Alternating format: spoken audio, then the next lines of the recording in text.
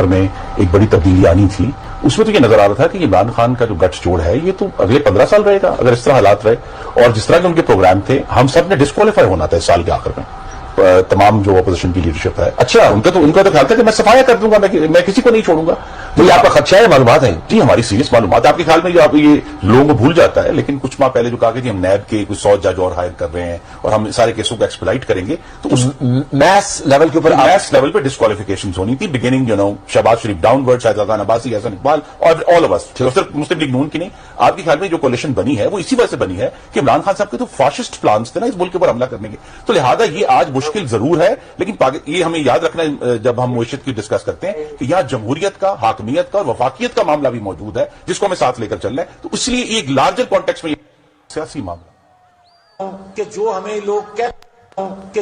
लोग कहते थे, डराते थे, दबाव में लाते थे इस बात पे कि अगर फौरी तौर पर अदम एतमाद करके आप हुकूमत में ना आए तो फलां आ जाएगा, फलां बैठ जाएगा किसी चेयर पे। कोई किसी किस्म का हमें उस वक्त भी न नोटिस था न हमने लिया था, मगर इत्तेहादी जमातों के हम फैसलों पर के पाबंद थे। मैं आज भी ये बात कहने लगा हूं कि अगर कि जो हमें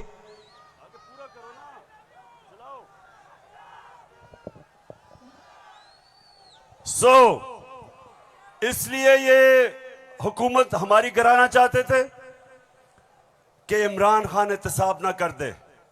डर ये था कि अगर इमरान खान रह गया तो ये जेल में चले जाएंगे, क्योंकि इन्होंने जो चोरी किया वो पकड़ी जाएगी। मतलब ये कि ये इसलिए गिराना चाहते थे, महंगाई वजह नहीं थी, माइशत वजह नहीं थी, वजह सिर्फ एक थी कि इन्होंने एनआरओ लेना था और 1100 अरब रुपया अपना माफ करवाया। अब मैं ये चाहता हूं कि ये जो नून लीग प्रोपेगेंडा कर रही है कि इमरान खान फौज के खिलाफ है, जरा सुने कि इनके लीडर्स ने फौज के खिलाफ क्या बातें की। और मैं चाहता हूं मीडिया इसको दिखाए ताकि पता चले कि ये जो लोग आज इक्तिदार में बैठे हैं और ये हर रोज प्रोपेगेंडा कि किसी तरह तहरीक इंसाफ और फौज की लड़ाई हो जाए, जरा ये सुने कि इन्होंने फौज के मुताल्लिक क्या बातें की थी। जनरल कमर जावेद बाजवा साहब, आपने हमारी अच्छी भली चलती हुकूमत को रुखसत करवाया, जजों से जोर जबरदस्ती से फैसले आपने लिखवाए। फौज के जवानों और अफसरों के नाम जब आप किसी फर्द वाहिद या मफाद परस्त टोले के लिए आइन तोड़ने के मुर्तकिब होते हैं, वहाँ आप खुद अपनी कौम को, अपने मुल्क और अपने लोगों को आइन शिकनों के रहमो करम पर छोड़ रहे होते हैं। हाँ, नवाज शरीफ ने ये जरूर किया कि उसने किरदारों और इदारों के दरमियान एक वाज़ेह लकीर खींच दी है। एक या दो अफराद इदारा नहीं हुआ करते, एक या दो अफराद इदारों की बदनामी का बायस बना करते हैं।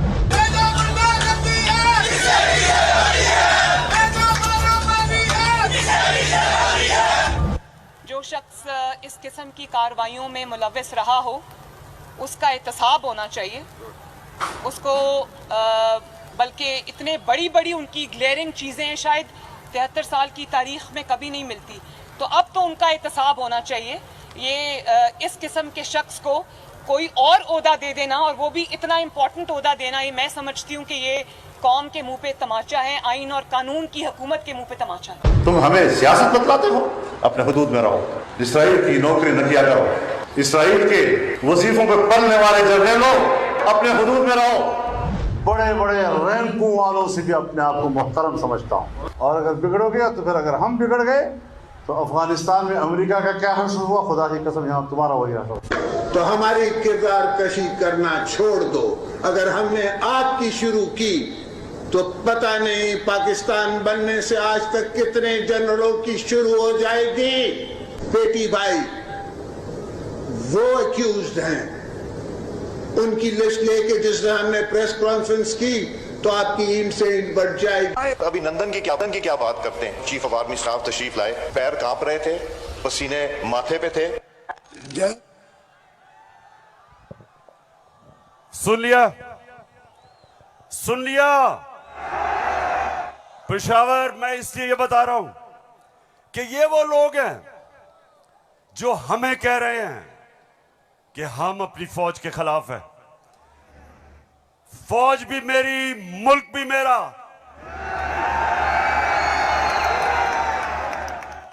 जितने इदारे मजबूत होंगे मुल्क मजबूत होगा, अदलिया मजबूत होगी मुल्क मजबूत होगा, फौज मजबूत होगी हम आजाद हो सकेंगे।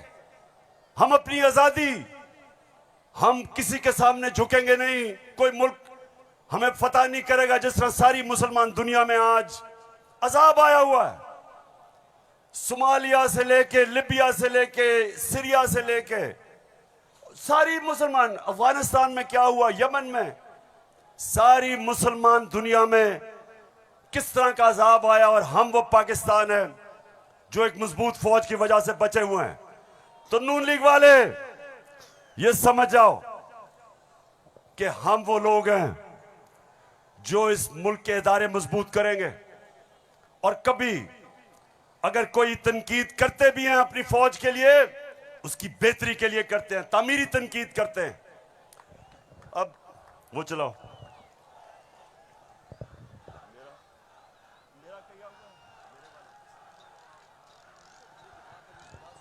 ये बड़ा इंपॉर्टेंट है, मैं अपनी सारी कौम के सामने कहना चाहता हूं। देखिए, एक तो जो फौज का इदारा है, कभी इसके खिलाफ बात ना करें, क्योंकि फौज एक ऐसी चीज है जो अगर हमारी फौज ना होती तो ये मुल्क में नहीं रहना था।